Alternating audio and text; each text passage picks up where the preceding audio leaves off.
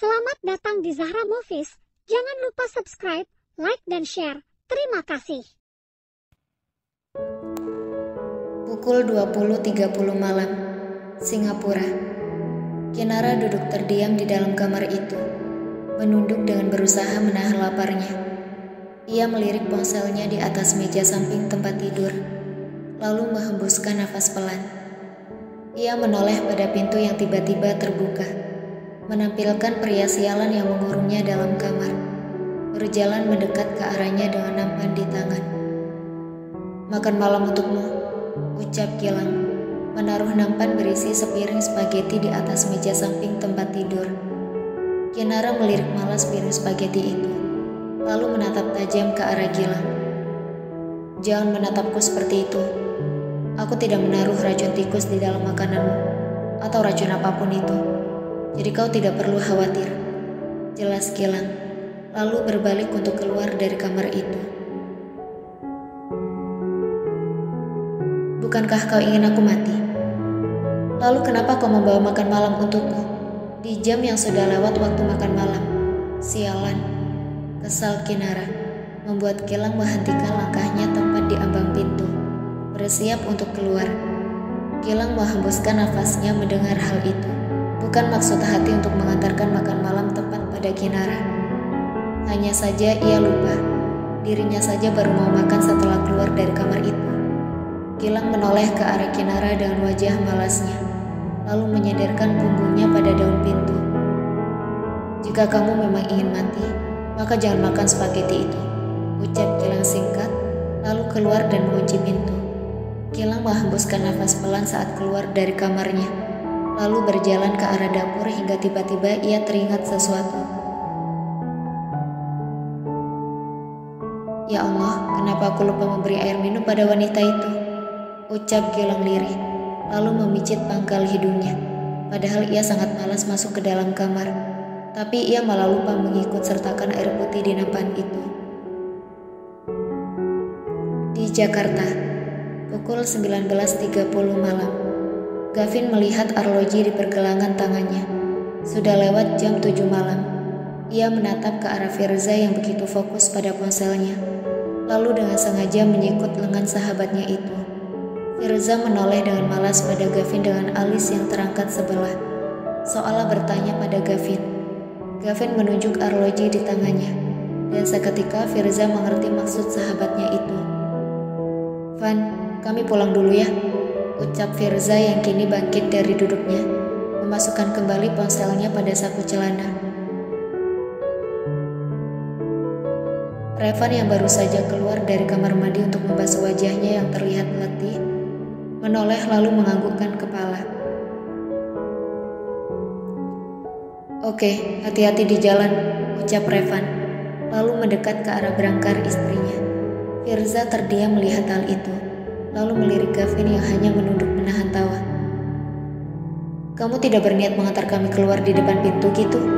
tanya Firza, seketika membuat Revan menoleh padanya. "Untuk apa? Kamu kan punya kaki sendiri buat jalan," jawab Revan santai. Wajah Firza berubah datar mendengar hal itu, sedang Gavin hanya tertawa tanpa suara. "Mantap om," ucap Bella mengacungkan dua jempolnya pada Revan. Firza menatap malas hal itu, lalu berbalik untuk keluar dari ruangan itu. "Om Firza!" teriak Bella menggema di dalam kamar rawat Hana.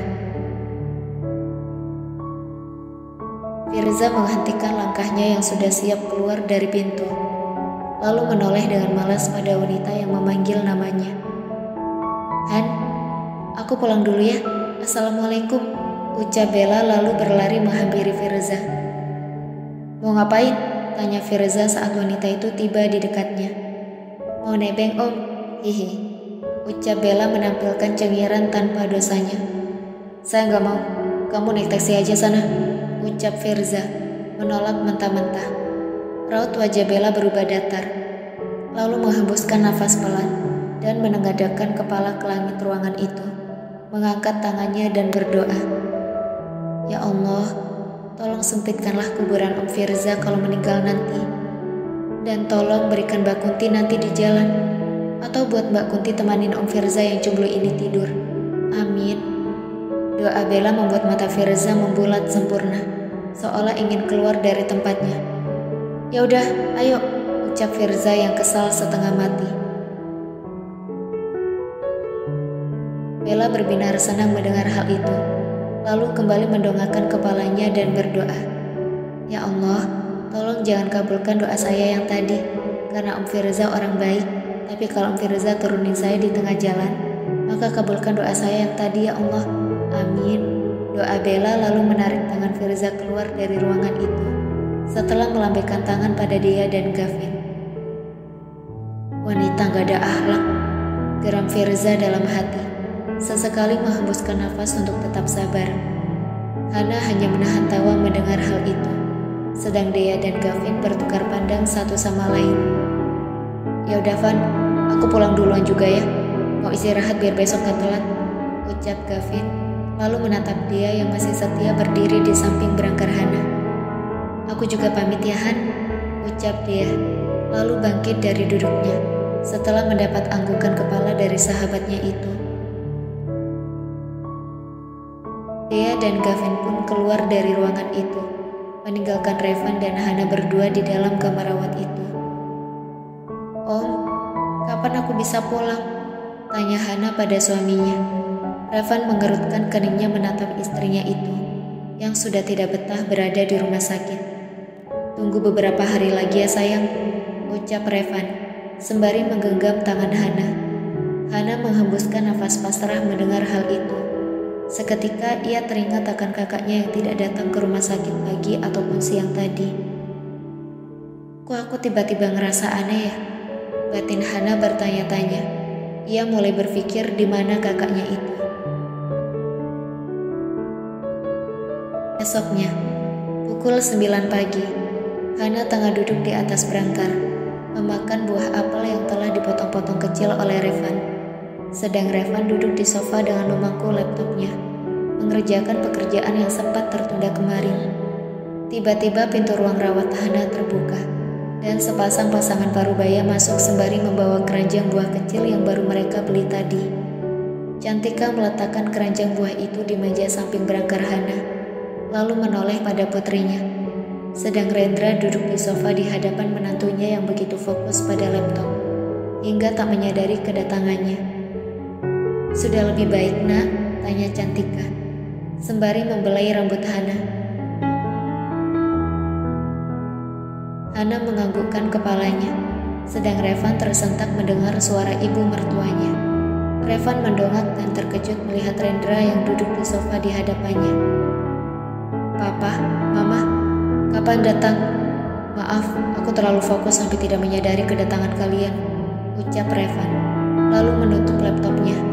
Rendra tersenyum mendengar hal itu, begitupun dengan Cantika. "Baru saja Van, tidak apa-apa, tidak perlu difikirkan, kamu lanjutkan lagi saja," ucap Rendra dengan senyum di wajahnya. Revan mengangguk mengerti mendengar hal itu, lalu berniat untuk kembali membuka laptopnya. Tapi ucapan dari bibir istrinya membuat ia terdiam sejenak. "Mah, Kak Kinara mana?" tanya Hana. Seketika raut wajah Revan berubah datar mendengar ucapan Hana. Jika bisa jujur, ia curiga pada kakak iparnya itu. Tapi sayangnya, ia tidak punya bukti. "Itu, tadi pagi kami menerima pesan dari Kinara. Katanya dia sudah bosan di Indonesia. Jadi dia pergi dari Indonesia kemarin. Karena itu dia tidak pulang," ucap Cantika ketika mengingat pesan putrinya pagi tadi. "Dan saat dihubungi, nomornya berada di luar jangkauannya," lanjut Cantika, membuat kening Revan dan Hana mengerut. "Kemana dia?" batin Hana dan Revan bertanya-tanya. Pukul 11 siang, Singapura.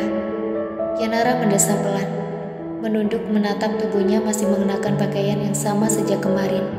Tanda jika ia belum mandi sejak pagi tadi, membuat tubuhnya terasa lengket. Pintu terbuka. Kinara dengan cepat mendudukkan diri di atas tempat tidur, menatap Gilang yang tiba-tiba melemparkan paper bag padanya. "Mandi bodoh, kau akan membuat kamarmu bau," ketus Gilang, berniat menutup pintu. Kamarmu tidak akan bau jika kamu melepaskan aku.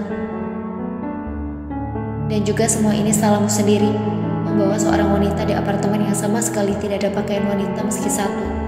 Geram Kinara, lalu bangkit dari duduknya. Sampai kapan kau akan mengurungku di sini? Brengsek, teriak Kinara yang hanya mendapat tatapan malas dari Gilang. Sampai Hana melahirkan, atau seumur hidupmu, jawab Gilang dingin, lalu menutup pintu dengan keras dan menguncinya. Kinara mengepalkan tangannya mendengar hal itu, lalu berjalan dengan menghentakkan kaki ke kamar mandi. Dasar pria sialan, umpat Kinara dalam hati. Entah kapan ia bisa melarikan diri dari kurungan bak sangkar emas itu.